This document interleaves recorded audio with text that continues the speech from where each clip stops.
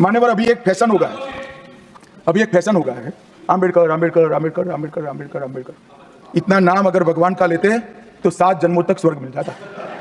अच्छी बात है ना? सुनिए तो, सुनिए ना, आप सुनिए ना, मैं बताता हूं। हमें तो आनंद है कि आम्बेडकर का नाम लेते हैं। आम्बेडकर का नाम अभी 100 बार ज्यादा लो, परंतु 7 अर्थ में आम्बेडकर जी के प्रति आपका भाव क्या है ये मैं बताता हूं।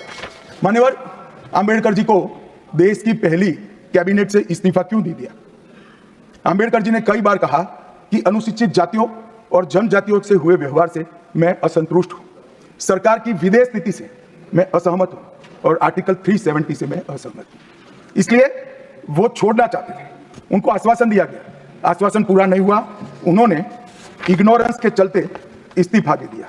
और एक श्री BC रॉय ने पत्र लिखा कि आम्बेडकर और राजा जी जैसे 2 महानुभाव मंत्रिमंडल छोड़ेंगे तो क्या होगा। तो नेहरू जी ने उनको जवाब में लिखा है, राजा जी के जाने से तो थोड़ा बहुत नुकसान होगा, आम्बेडकर के जाने से मंत्रिमंडल कमजोर नहीं होता है। मान्यवर, ये विचार जो खड़गे जी कह रहे हैं ना, क्या आपत्ति है? जिसका विरोध करते हो उसका वोट के लिए नाम देना कितना उचित है? क्योंकि अब आम्बेडकर जी को मानने वाले पर्याप्त संख्या में आ गए हैं, इसलिए आप आम्बेडकर आम्बेडकर कर रहे हो। मान्यवर, मुंबई के मेयर ने एक पत्र लिखा था कि मऊ में आम्बेडकर जी का स्मारक बनाना चाहिए। मऊ में जो आम्बेडकर जी का जन्म स्थान था, सुझाव लिखा। उन्होंने कहा आमतौर पर स्मारक निजी पहल से बनाने चाहिए, यदि सरकार किसी प्रकार की सहायता करती है तो वो उचित नहीं होगा। उनके कितने स्मारक बने साहब? कोई स्मारक आम्बेडकर जी का नहीं बना, देश भर में नहीं बना। आम्बेडकर जी के स्मारक कब बने?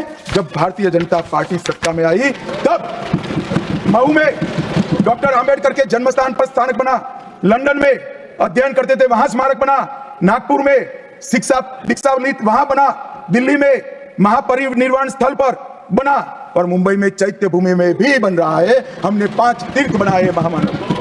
और मैं मानता हूं मान्यवर, मैं मानता हूं कि आम्बेडकर जी के सिद्धांतों पर चलना नहीं और वोट के लिए उनकी गुहार लगा देना। 14 अप्रैल को राष्ट्रीय समरसता दिवस घोषित किया हमने, 26 नवंबर को संविधान दिवस घोषित किया, उस वक्त भी इसका विरोध कांग्रेस के वरिष्ठ नेताओं ने किया। मान्यवर,